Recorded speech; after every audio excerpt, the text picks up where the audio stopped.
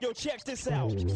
Welcome everyone to the Gemion Function Guide series, where I will be teaching you how everything about Gemion Function works, from characters to system mechanics to basically everything. Mainly because the game doesn't have a tutorial right now, and honestly, this is like my second favorite fighting game of all time. It's just like so much fun to talk about, especially the lab. Fucking Paulie, play the clip. I like it in here. For the first time in a long time, I feel like I'm right where I'm supposed to be. Alright, let's get into the basics.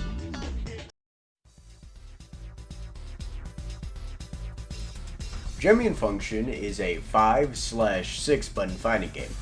The reason I say 5 or 6 is that it's the targeting feature, which goes completely unused in solo mode. So we're not going to talk about it. You have your basic light, mediums, and heavies, but you also have the unique button. The unique button is, well, the character's unique gimmick, usually being some form of unique movement action. It's not always that, but it's usually that. And then you have the gem button.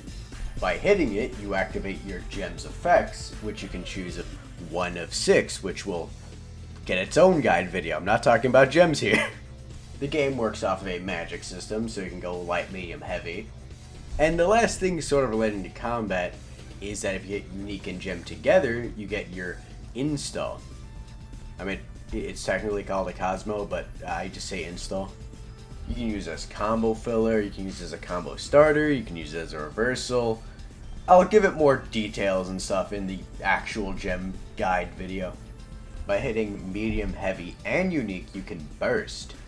It's pretty standard. I mean, it's a bit smaller than I'm used to, but it's a good option. But it requires you to have 4 bars of meter. The same resource you're going to be spending on EX moves and supers, so it should be your last ditch effort. On the topic of defense, defense is really weird in this game.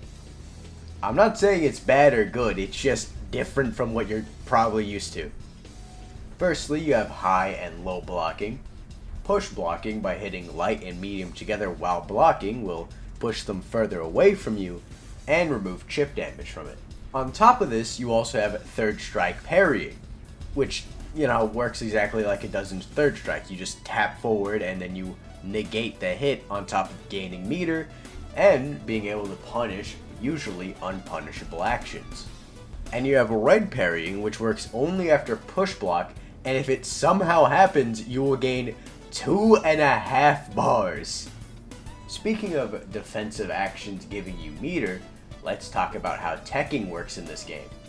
If the combo ends with you on the floor, you can hold forward or back to roll, which will allow you to pass through your enemy or get out of corner. But the roll itself is punishable, so if you're ready for it, you can punish your opponent for going for roll. But if you remain in neutral instead of going backwards, you'll get up normally with a bump to your meter, but you'll still be in the position you are in. The same thing applies to air teching, but unlike most games, it just happens automatically, so a fake combo will always be fake. Must not giga quote. And best of all, you can tack in all 8 directions. And also, something I would highly recommend is using the inbuilt hitbox and frame data viewer. This shit tells you everything you want to know. And you have also general, like, dummy settings like block all and whatever. I mean, you do have a lot of attacks you can mess around with, but the UI is very jank right now.